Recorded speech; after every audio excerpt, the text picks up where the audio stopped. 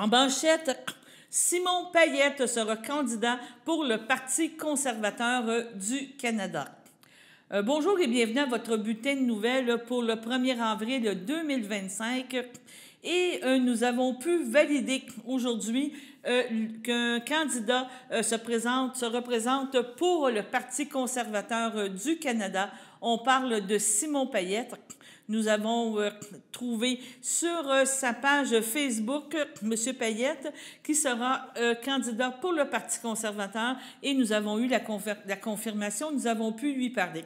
Nous aurons la chance de le rencontrer en début de semaine prochaine pour connaître un peu plus sur lui et pour qu'il puisse nous présenter aussi ses propositions pour le comté. Donc, une lutte vraiment s'annonce dans le comté de Berthier. Monsieur Perron, maintenant, on vous parle de Yves Perron, qui a été reconduit ce samedi comme président de campagne nationale avec sa formation politique, le Bloc québécois, a tenu aujourd'hui un point de presse à la cabane à sucre chez Dany pour rappeler aux citoyens de Berthier-Masquinongé que seul le Bloc québécois s'est engagé à porter des enjeux de la langue française et de la laïcité de l'État, deux enjeux primordiaux pour les Québécois et Québécoises. M. Perron a tenu à rappeler que le 4 mars dernier, le procureur général du Canada a annoncé officiellement son intention de s'attaquer à la laïcité québécoise. Il a particulièrement mis l'accent que les libéraux comme les conservateurs se sont engagés à contester la loi qui fait largement consensus au Québec. Écoutons justement M. Perron. Bien, bonjour tout le monde. D'abord, merci beaucoup d'être ici avec nous ce matin. On est devant une cabane à sucre. On se demandait à quel endroit faire notre point de presse sur l'identité, sur la préservation de ce qu'on est. Puis la cabane à sucre, je trouvais que c'était un beau symbole.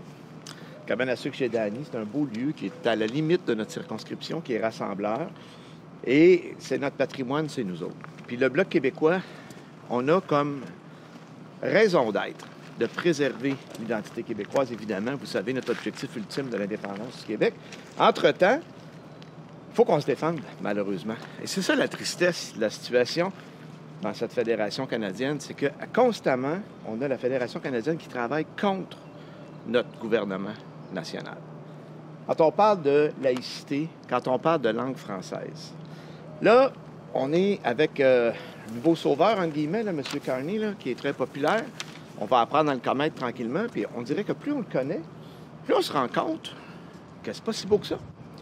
Hein? Il a clairement dit la semaine dernière que la loi 96, qui venait améliorer la loi 101, il allait la contester. Alors, ce qu'il faut comprendre, c'est que quand le fédéral décide qu'il va contester notre loi 96, il le fait avec notre propre argent. C'est ça le drame. C'est ça qui est grave là-dedans. Donc, c'est ça qui est contre-productif, voyez-vous. Pour avancer, pour progresser, on se met des mesures. Honnêtement, je pense pas que ce soit une loi qui est bien extrême, la loi 96. Là.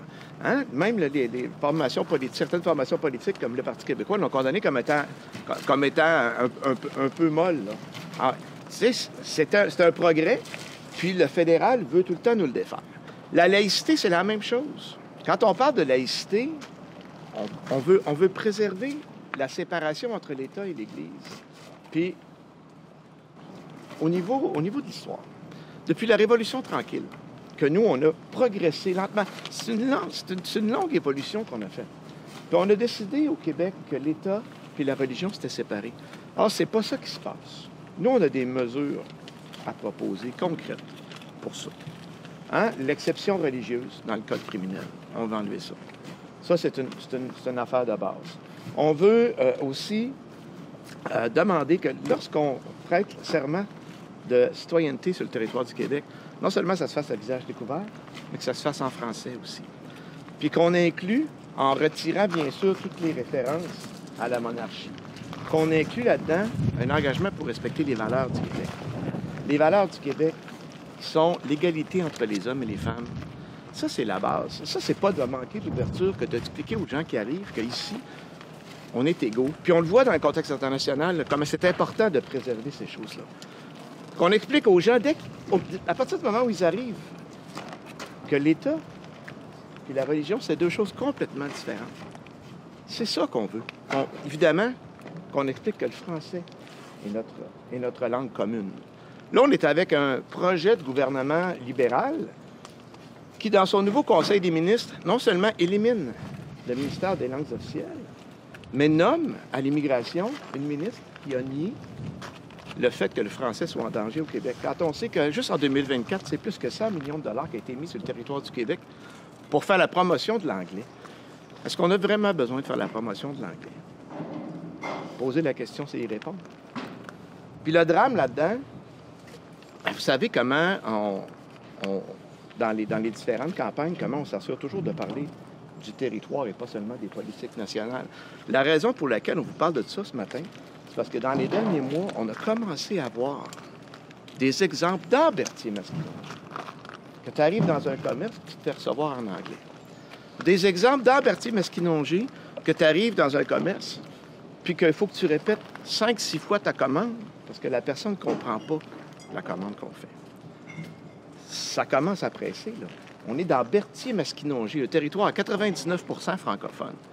Puis les exemples, j'en ai plus qu'un à vous donner, là. Ça, c'est le drame. Alors, moi, je lance le cri d'alarme ce matin, puis des fois, on se fait dire « Ah oui, mais le Bloc, vous parlez toujours des mêmes affaires. » C'est fondamental. Puis c'est le jour où on sera rendu comme Pointe-Claire ou comme dans la ville de Gatineau, où j'habite de temps en temps, là, parce qu'on passe 26 semaines à Ottawa, on s'en rend compte dans la rue puis partout comment c'est difficile. Donc, nos priorités, nos valeurs, le Bloc québécois va être là pour les préserver. C'est pour ça qu'il faut qu'on soit une grosse députation bloquiste, pour tenir tête au futur gouvernement, peu importe la couleur qu'il va avoir, et idéalement, avoir la balance du pouvoir dans un minoritaire. Le meilleur scénario pour nous, c'est ça. Voilà. Donc, par la suite, il a accepté de répondre à quelques questions des journalistes présents. Monsieur Perron, vous avez parlé d'exemples dans Berthier-Masquinongé ou l'anglais. Pouvez-vous nous détailler un peu tout ça? Bien, en particulier, c'est quelques commerçants de Tim Hortons. Masquinongé, vous savez que ça a fait les médias, mais j'ai d'autres exemples, là, entre autres à Louisville, où des gens ont eu de la misère à passer leurs commandes. Alors, ça commence à presser, là, quand on est rendu dans la région comme nous. On n'est pas loin des grands centres, mais quand même, on est 99 francophones. Puis si on commence, nous, à avoir de la misère à se faire servir en français dans nos commerces, on va se rendre jusqu'à où? Quand vous parlez de laïcité, est-ce que c'est vraiment ce dont les électeurs vous parlent sur le terrain en ce moment? C'est pas la première priorité, là. C'est pas la... En fait, actuellement, on a un contexte particulier, là. La première priorité, pour être honnête, Anne-Marie, là, c'est vraiment la crainte du gouvernement Trump. Mais la crainte du gouvernement Trump, elle arrive avec un paquet de sujets sous-jacents. Premièrement, on va le gérer. On en a parlé beaucoup, puis on va continuer à en parler. Et ce qui est important, c'est de rester raisonnable, puis de se tenir debout devant cet intimidateur-là et de réagir avec des contre-tarifs, mais mesurés. Il faut faire attention comment on les fait. Je donne un exemple concret, je reviens sur le sujet du jour. Les cannages d'aluminium. Quand on a rencontré l'industrie agroalimentaire la semaine dernière, ils nous expliquaient, écoutez, on ne fait pas assez de canage d'aluminium au Québec. C'est très petit, la production. Donc, on vend l'aluminium du Québec aux États-Unis, puis il revient sous forme de canage. Fait que si on met un contre-tarif là-dessus, il y a des impacts énormes. Donc, il faut être prudent, intelligent, patient. Moi, je pense que ça commence à bouger déjà aux États-Unis. Mais ça n'enlève pas les autres questions. Puis quand on parle des États-Unis, c'est vous regardez les droits au niveau du droit d'expression dans les universités actuellement. Tu sais, c'est pas juste des tarifs, là. C'est atroce qu'est-ce qui se passe. Là, on a un paquet d'universités américaines qui ont peur de perdre leur subvention parce que ils ont des chercheurs qui ont osé parler dans des lignes légèrement différentes de celles du gouvernement Trump. Fait que ça va être quand, au niveau de la langue? Pensez-vous vraiment que ces gens-là vont vouloir nous respecter? Ça va être quand, au niveau des valeurs communes?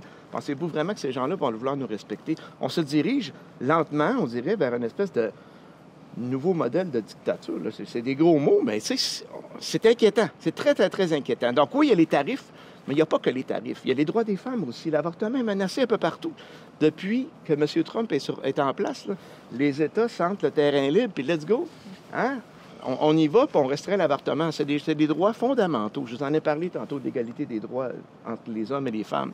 C'est pour ça que nous, sur notre territoire, on doit être vigilants. Puis quand on reçoit quelqu'un chez nous, c'est comme quand vous recevez quelqu'un souper chez vous. Chez lui, cette personne-là garde ses bottes d'hiver dans la maison, c'est son choix.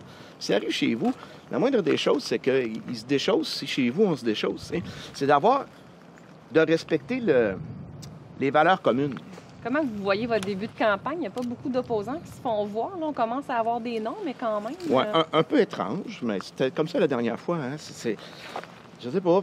Écoute, moi, j'essaie de le voir positif en me disant que si les candidats n'étaient pas déjà nommés, ça veut dire que la circonscription n'est pas ciblée pour ces partis-là. Vous savez que je suis président de campagne nationale au Bloc, fait que au niveau organisationnel, chez nous, c'est comme ça que ça marche. On commence à mettre nos candidats dans les comtés qui sont les plus ciblés. Fait que, bon, j'essaie de le prendre positif comme ça. Sinon, vous avez raison, il y a des noms qui apparaissent. Là, je pense qu'on a des individus qui ont été identifiés sur Internet. Il n'y a pas de candidature officielle encore. Ça va venir. Et moi, j'espère que ces gens-là vont être présents sur le terrain. Puis j'espère qu'on va pouvoir débattre avec ces gens-là. Qu'est-ce que vous les connaissez? Non, absolument pas. Absolument pas. Il y en a un qui a commencé à commenter mes publications. Là. J'ai répondu poliment. On verra pour la suite. Ça vous donne confiance pour l'élection, ça? J'étais déjà confiante pour l'élection au départ. Par contre, il faut avoir l'humilité de ne pas prendre des électeurs pour acquis. Puis moi, jamais je vais prendre une élection pour acquis. C'est pour ça qu'on travaille. Puis même si j'étais tout seul jusqu'à la 3e semaine de campagne, je ferais quand même des points de presse, puis je serais quand même présent sur le terrain avec les gens, comme je le fais de toute façon à longueur d'année comme député, jusqu'au déclenchement de l'élection, comme je l'ai fait. Alors, il faut travailler, il faut répondre aux questions. C'est rassurant, je pense, pour les gens de savoir c'est qui leur candidat, s'ils l'ont rencontré, puis ils peuvent poser leurs questions. Puis les gens m'en parlent beaucoup de ce que vous avez soulevé tantôt, les soucis pour les tarifs, entre autres. Là. Puis en terminant, est-ce que vous allez faire des promesses électorales pour Berthier-Masquinongé? Oui, sûrement. Là, écoutez, moi, j'ai commencé ma première semaine en faisant le bilan un peu des 2 dossiers que je voulais faire avancer. Ils ne sont pas finis. Ça, si vous en voulez un premier, c'est sûr qu'on continue à travailler là-dessus. Et puis, ce qui est important, c'est d'être connecté avec le terrain. Vous savez, moi, je dis tout le temps que pour bien représenter des gens, il faut que tu les connaisses. Puis pour les connaître, il faut que tu les vois. Puis il faut que tu les vois plus qu'une fois. Pour qu'à un moment donné, ces gens-là se sentent à l'aise de venir te parler, puis de venir te parler de leurs inquiétudes. Mais il y en a, on a parlé cette semaine des travailleurs étrangers. C'est toutes des choses qui touchent Berthier-Masquinongé. Sur ce, allons à la première pause. Votre station de télévision de Berthierville vous invite cordialement à son bingo hebdomadaire télédiffusé tous les samedis matins dès 9h30. Depuis longtemps, les fans de CTRB se divisent le joyeux montant de 600 $ chaque semaine à cette joute de bingo. N'oublions pas non plus le super bingo mensuel d'une cagnotte de 2000 $ que vous pourriez vous partager chaque premier samedi du mois. Un moment de fébrilité qui pourrait devenir payant pour plusieurs d'entre vous.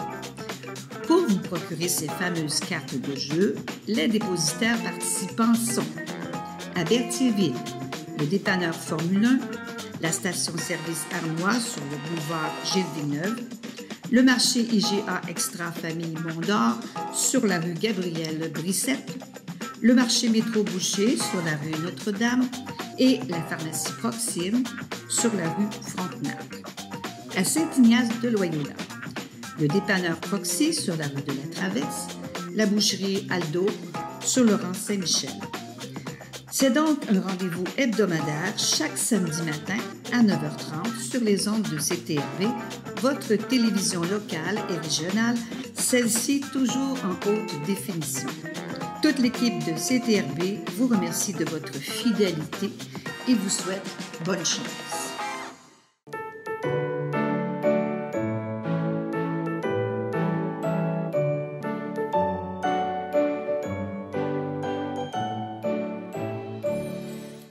En ce 1er avril, le CABA désire souhaiter bon anniversaire à sa présidente Claire Tellier et la FADOC de l'Édipa à Diane Joyal, Diane Rémillan et Denis Santerre. On poursuit avec, comme toujours, le mardi, la présentation du film qui est présenté au Crapaud, le Crapaud qui est situé à Saint-Félix-de-Valois. Et cette fois-ci, c'est le film Okonimo. Donc, Oriko Oi, une Canadienne d'origine japonaise vivant à Montréal depuis plus de 20 ans, s'apprête à retourner à Nagasaki, sa ville natale. Elle doit y retourner pour aider ses frères et ses sœurs à vider la maison familiale qui bientôt sera vendue. Entre les murs de cette vieille maison se trouvent des fragments d'histoire de la famille Oi. Que reste-t-il de la mémoire quand les secrets de famille sont ensevelis sur terre et que le silence assombrit les souvenirs collectifs? Écoutons une partie de la bande-annonce.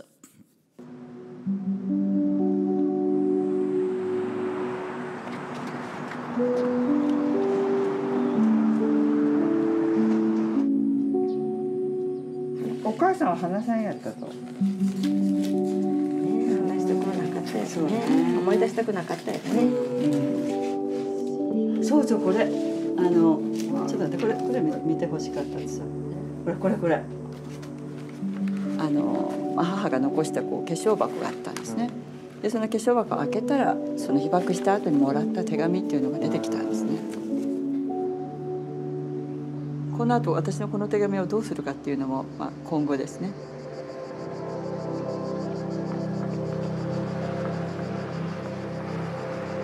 昔の手紙とかなんかこの間の話みたいだけど昔の話だけど昔の話でもない。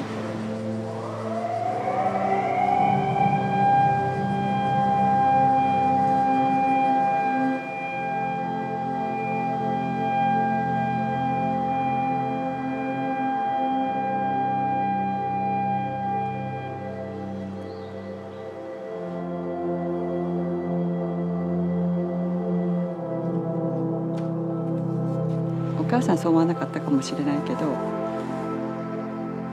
あれは私たちに対する贈り物だったかなって思えるかな。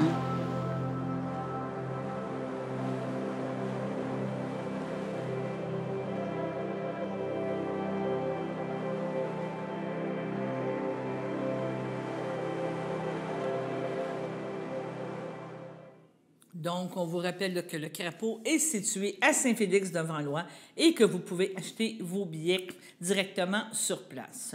Maintenant, une nouvelle du traversier. Maintenant que le traversier Sorel-Tracy-Saint-Ignace de Loyola peut fonctionner avec 2 traversiers, la société a décidé de présenter une activité ludique dès cette semaine jusqu'à la fin de la saison de la pêche dans le lac Saint-Pierre. Donc, ainsi, la Société des traversiers fournira aux passagers qui le désirent une canne à pêche et des appâts pour pouvoir pêcher directement dans le fleuve Saint-Laurent et le lac Saint-Pierre. Donc, tentez votre chance quand vous traverserez entre Saint-Ignace et Sorel. Peut-être vous rapporterez votre souper à la maison. Maintenant, on vous parle des avis de décès, donc allons à la deuxième pause.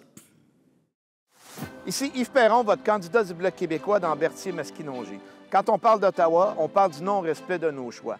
Qu'il s'agisse de laïcité ou de langue française, le gouvernement fédéral s'engage constamment à nous faire reculer.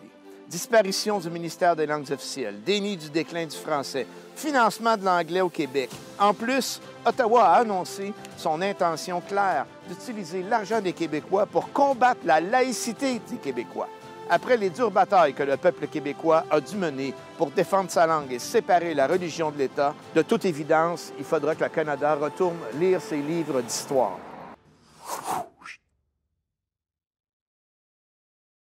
Voici une plaque porte-clés des amputés de cœur. Quand vous utilisez une plaque porte-clés, vous protégez vos clés. Si vous les perdez, la personne qui les trouvera pourra appeler au numéro au dos de la plaque. Ou les déposer dans une boîte aux lettres. Puis, les amputés de guerre vous retourneront vos clés. Gratuitement! Commandez vos plaques porte-clés aujourd'hui à amputédeguerre.ca. Et améliorez la vie des personnes amputées comme moi. Merci.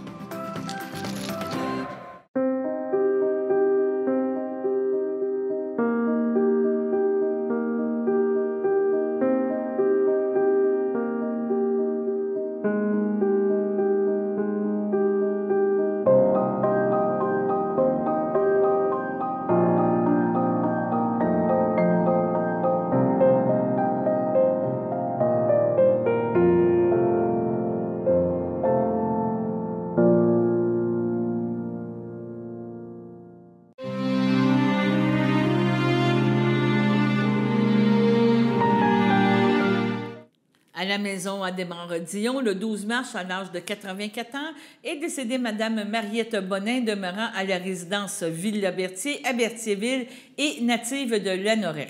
Elle est partie rejoindre ses parents, Feu Mathias Bonin et Feu Florida Coulombe, son frère Feu Léo Bonin et sa sœur Feu Lucie Bonin. Elle laisse dans le deuil ses frères, sa belle-sœur, Jean-Marc Bonin, Juliette Pagé, Vincent Bonin, Feu Cécile Chrétien, Georges Bonin, Feu Sylvie Étier, ainsi que plusieurs neveux, nièces, autres parents et amis.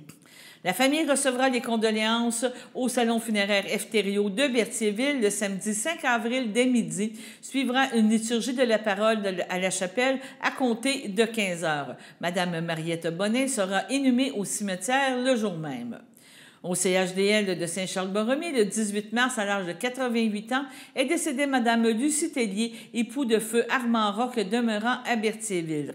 Elle laisse dans le deuil ses filles, Louise Roch, Yvon Barthes, André Roch, Michel Normand, ses petits-enfants, Anthony, David et Yannick, sa belle-sœur Lucienne Roch, Armand Asselin, ainsi que plusieurs neveux, nièces, autres parents et amis.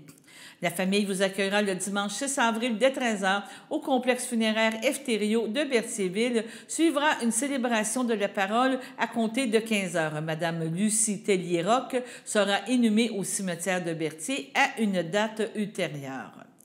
Au CHDL de Saint-Charles-Borromée, le 5 mars, à l'âge de 80 ans, est décédé M. Julien Valois, conjoint de Feu Ginette Rainville, demeurant à Joliette et autrefois de Saint-Ignace de Loyola.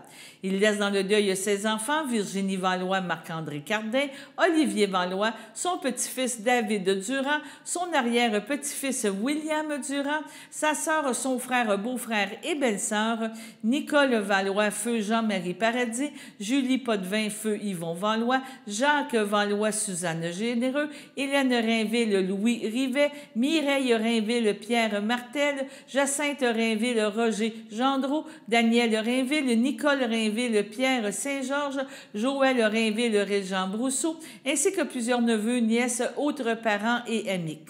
La famille vous accueillera le mercredi 9 avril dès 11h au complexe funéraire Efterio de Berthierville. Suivra un hommage à la chapelle du complexe à compter de 14h. Les cendres de M. Julien Valois seront déposées au columbarium Efterio de Berthierville, de Saint-Félix-de-Valois, à une date ultérieure. Au CHSLD par Ferland, le 27 février, à l'âge de 95 ans, est décédée Mme Marie-Thérèse Tarte, demeurant à Saint-Charles-Borromée. Elle laisse dans le deuil sa sœur Marie, sa belle-sœur Pierrette Lassalle, Feu François Xavier, ses neveux et nièces Roland Colette Dugas, Janine Michel Archambault, Robert Nicole Bellemare, Maurice Lucie Pagé, Denise Philippe Arsenault, Aline Feu Laurent Lépine, Benoît Louise Servant, Guy Marielle Plante, Florence Yves Laperrière, ainsi que plusieurs autres parents et amis. La famille tient à remercier chaleureusement tout le personnel du CHSLD par Ferland pour les soins prodigués à Mme Tarte lors de son séjour. La famille vous accueillera en l'église de Sainte-Geneviève de Berthier le 12 avril dès 13h. Les funérailles seront célébrées à 14h. Son inhumation sera suivie au cimetière de Berthierville. Au CHDL de Saint-Charles-Borromée, le 1er mars, à l'âge de 91 ans, est décédée Mme Lise Champagne, épouse de Feu Arthur Boisvert, demeurant à Berthierville. L'ayant précédé Nicole Champagne, Feu Benoît Roy, Paul Champagne, Fernand Champagne, Pierre Champagne, Feu Jeanne d'Arc Cloutier. Elle laisse dans le deuil sa sœur Claire Champagne, Feu Raoul Coulombe, ses neveux et ses nièces Jacques et Michel Leroy, Sylvain et Lolita Coulombe-Sicora, ainsi que plusieurs autres parents et amis. La famille vous accueillera le mercredi 23 avril dès 13h au complexe funéraire Efterio de Berthierville. Suivra une liturgie à la chapelle du complexe à compter de 14h30. Madame Champagne sera inhumée au cimetière de Saint-Zénon à une date ultérieure.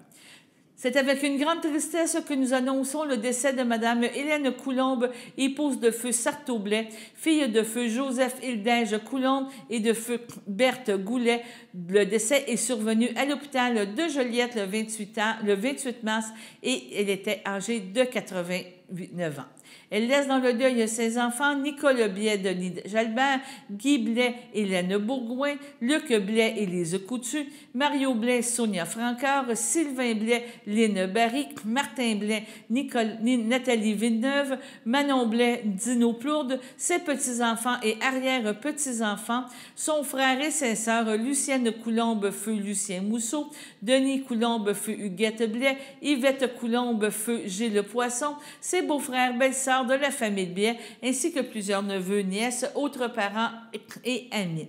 Pour ceux qui le désirent, des dons pourront être faits à la Fondation pour la santé du Nord de Lanaudière. La famille de Mme Coulombe vous accueillera pour les condoléances le 26 avril de 10h30 à 14h au complexe funéraire Eftério de Berthierville. Au CHDL de Saint-Charles-Borromée, le 27 mars, à l'âge de 84 ans, est décédé M. Jean-Guy Clément, époux de feu Monique Rondeau, demeurant à Saint-Ignace de Loyola. Lui a précédé son fils Hugo. Il laisse dans le deuil ses enfants, Jocelyn Clément, Aline Rondeau, Guylaine Clément, François Pamphili, Dominique Clément, Claudia Latour, ainsi que ses petits-enfants, Jessica Guillaume Hens, Francis, Alexa Goudreau, Aglaé Hugo Bloin, Claudiane, Jérémy Gauthier, Zachary et Abigail, ses arrière-petits-enfants, Jake, Emma, Havana, Alana et Ellie, sa sœur, ses belles-sœurs et son beau-frère, Louisette Clément, feu Daniel Marchand, Nicole Dubé, feu Robert Clément, Micheline Rondeau, feu Pierre Couture, Marcel Rondeau, feu Aline Généreux, ainsi que plusieurs neveux, nièces, autres parents et amis. La famille vous accueillera le samedi 17 mai dès 11h au complexe funéraire Eftério de Berthierville. Suivra un hommage au salon à compter de 14h. M. Jean-Guy Clément sera inhumé au cimetière de Saint-Ignace de Loyola à une date ultérieure. Sur ce, allons à la météo.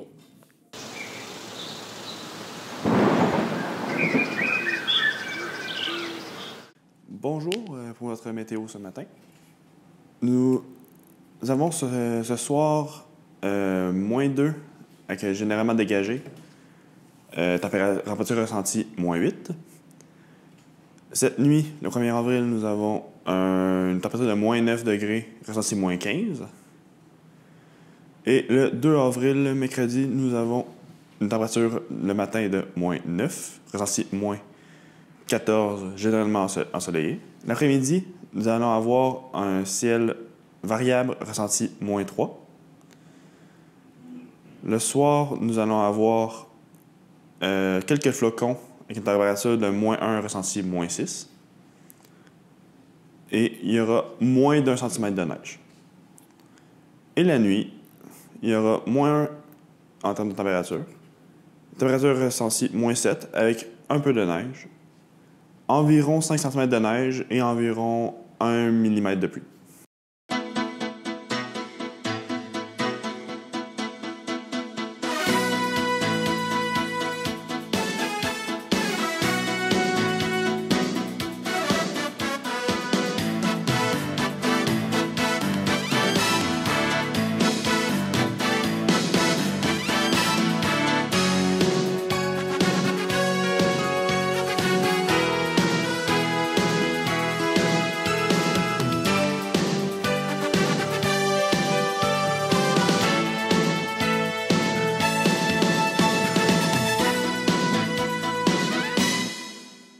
Salut tout le monde! Ici Daniel Grenier pour vous parler des télévisions communautaires autonomes. Et si ce médium n'était pas là, voici à quoi ressemblerait mon message.